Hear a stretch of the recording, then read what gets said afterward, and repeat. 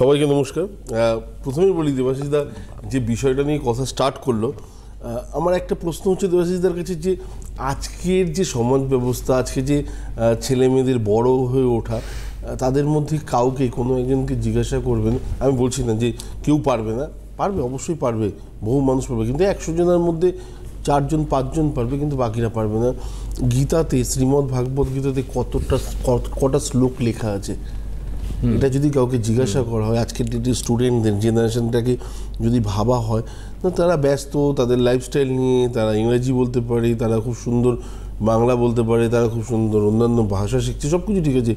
কিন্তু নিজের ঐতিহ্য, নিজের জায়গাটাকে যদি আমি ভাবি, তো সেই জায়গাটা কোথাও না কোথাও মিসিং আছে, এক নাম্বার। দ্বিতীয় কথা হচ্ছে ছেলে মেয়ে যখনই ডিস্টার্ব হয়, গতকালকেও বলেছি যে আমি রিসেন্টলি কিছু কিছু কেস দেখেছি যে বাবা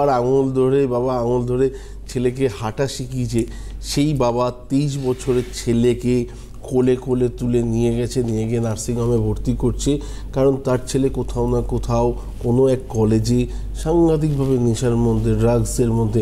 জড়িয়ে পড়ে এবং তার শ্বাস প্রশ্বাস নিতে যথেষ্ট প্রবলেম হয়। বর্তমানে তারা এই মুহূর্তে সাউথে যাবে, ব্যাঙ্গালোরের দিকে যাওয়ার একটু ইচ্ছাও প্রকাশ করছে। তো একটা দুটো না, এরকম বহু প্রবলেম দেখেছি। এবং এই ছেলেটি হাতে যদি 4 চাকা পায় বা বাইক পায়, সে রাস্তায় যদি সেই অবস্থায় আসে, তো নিশ্চয়ই সেও হয়তো মারা যেতে পারে, তার সাথে সাথে আরও 2-3জনকে মেরে দিয়েও আসতে পারে, এটা কোনো বড় ব্যাপার না। আর বাবা মায়ের কর্তব্য হচ্ছে অবশ্যই ডিফেন্ড করা, ছেলে মেয়েদেরকে, সন্তান কখনো দুঃখে থাকবে রক্ষা করার জন্য সে সব কিছু ভুলে গিয়ে হয়তো সেই চেষ্টাটা করছেন, অন্যায় করছেন, অবশ্যই অন্যায় করছেন, এটা কখনো ঠিক না। কিন্তু প্রকৃতপক্ষে হয়তো একজন বাবা, তাকে অনেক আগে থেকে শিক্ষা দেওয়া উচিত ছিল যে তোমার কাছে যতই অর্থ থাকুক না কেন, সেটাকে রক্ষা করার দায়িত্ব তোমার। আমি ইনকাম করছি ইন ফিউচার জন্য, তুমি সুখে থাকতে পারো, কিন্তু সুখটাকে উনি অর্থ দিয়ে হয়তো কেনার চেষ্টা করেছিলেন, যে কারণে আজকে সমাজে আমাদের মতো কিছু মানুষ হয়তো ওনাকে নিয়ে আলোচনা করতে বাধ্য হচ্ছে। তো সবার আগে যেটা দরকার সেটা হচ্ছে, আরেকটা দ্বিতীয় কথা হচ্ছে যে লাস্টের দিকে দেবাশিসদা যেটা বললো যে গতকালের প্রোগ্রাম অনুযায়ী, হ্যাঁ গতকালের প্রোগ্রাম অনুযায়ী অবশ্যই আমার কাছে অনেক ফোন এসছে যে মানে প্র্যাকটিক্যাল মেয়েদের, আমি পুরুষতান্ত্রিক সমাজ বলে বলবো না, পুরুষতান্ত্রিক সমাজটা হয়তো এই আমাদের আগের ধাপ অবধি খুব গাঢ়ভাবে চলেছে, আজকের ডেটে ব্যাপারটা এতটা নয়, কিন্তু আমি আগেরটা অবধিও যদি ধরি, যে যারা আছেন তারা এখনও পর্যন্ত নিজের ওয়াইফের কোনো কথার গুরুত্ব বা কিছু দিতে গেলেই যে সবসময় ডিস্টার্ব ফিল করেন, এটা নয়। কিছু কিছু মানুষের ক্ষেত্রে গ্রহগত ডিস্টার্ব আছে। আমি লাস্ট মুহূর্তে কালকে এটাই বলেছিলাম, আজকে তার মানে পুনঃ আলোচনা করার চলছে। তো সেটা হচ্ছে যে যদি কোনো সংসারে দেখবেন যে জাতক, মানে যে ব্যক্তি রয়েছেন, সেই ব্যক্তির মঙ্গল যদি খুব স্ট্রং হয়ে যায় বা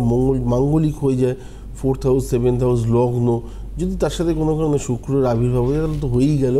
সে এতটাই স্ট্রিক্ট হয়ে যায়, হয়তো মুখে খুব মিষ্টি একগাল